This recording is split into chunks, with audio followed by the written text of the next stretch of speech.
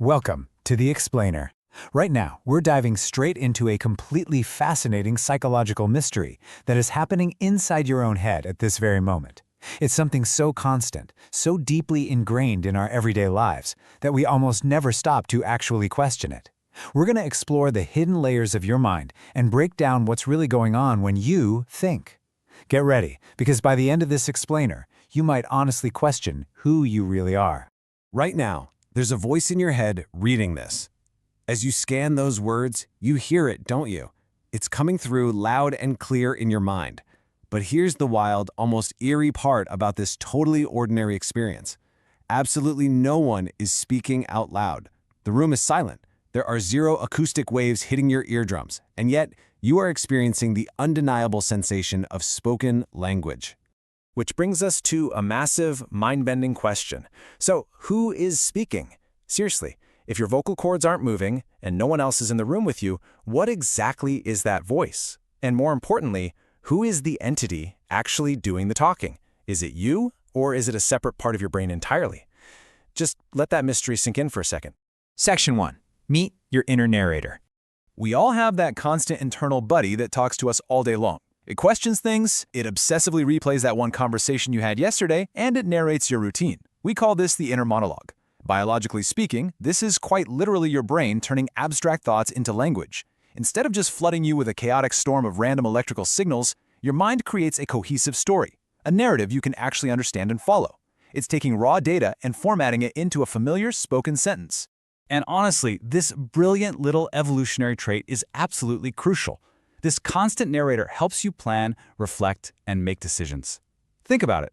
When you're planning your day, your inner voice is listing out the tasks. When you reflect on the past, your narrator walks you through the memory. When you make a simple choice, this voice weighs the pros and cons. It's basically a built-in guide inside your mind, helping you navigate the everyday complexities of life. Section 2. Why it sounds like you. So why does this inner narrator sound so intimately like you? Well, because it's built entirely from your memories. Your brain pieces this audio together using your specific tone, your exact language, and your personal experiences. Why? Because using familiar patterns makes complex thoughts way easier to process. If your brain threw thoughts at you in a totally foreign voice or language, it would be jarring, right? It would take way too much mental energy to decipher. So it defaults to the most familiar pattern available, you. It feels personal because it absolutely is. Section 3. The speaker or the listener? Okay, get ready for a bit of a philosophical bombshell here, because this challenges a core assumption we make every single day. We just assume that because the voice is in our head, we are automatically the ones speaking. But think about the dynamic between the voice speaking versus the awareness listening. If you can actively hear the voice in your head, does that actually mean you're the one speaking? Or are you the one listening? Think about it. You can observe your thoughts. You can question them. You can even completely disagree with the voice when it says something irrational. If you can observe the voice, you kind of can't be the voice. You must be the awareness listening to it. So, who's really in control here? Is the talking inner voice steering the ship, generating thoughts and dictating your mood? Or is the silent observer, the awareness, listening to the whole story, the true master? This isn't just a fun thought experiment. Realizing this distinction fundamentally changes how we interact with our own minds, especially when things start to go off the rails. Section 4. When your mind overthinks. Because let's be real, the inner narrator isn't always a helpful planner.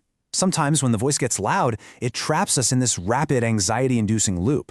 Overthinking, self-doubt, constant analysis. Your brain just starts firing these translated thoughts at super speed, second-guessing every tiny interaction, obsessing over the future, and just flooding your awareness with pure noise. In these moments, we often feel completely out of control, like we're being held hostage by our own internal narrator. But here is a profoundly comforting realization.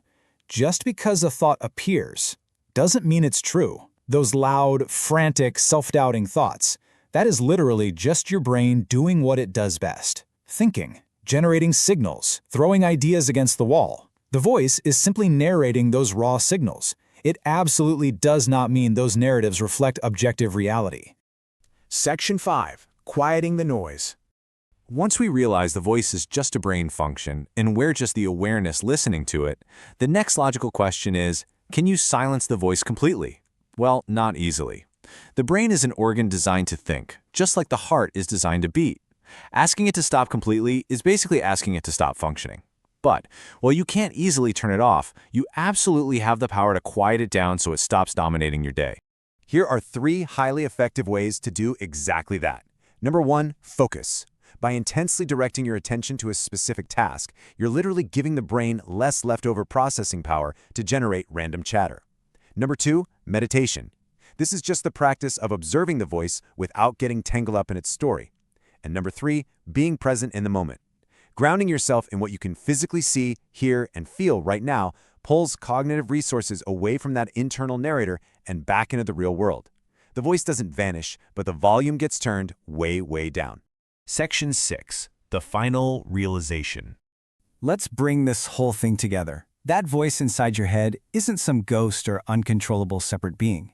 It's simply your own mind using language to understand itself and navigate the world.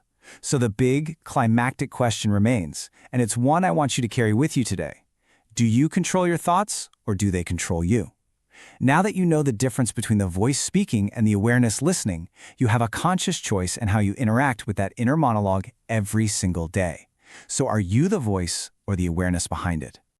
I really hope this deep dive into the hidden layers of your mind sparked some major curiosity for you today. I'd love to hear your take. Debate that final question down in the comments. Do you feel in control of your inner narrator? If this explainer made you think a little deeper, hit that like button, share it with a friend who's a chronic overthinker, and definitely make sure to subscribe for more fascinating, mind-bending breakdowns just like this. See you next time.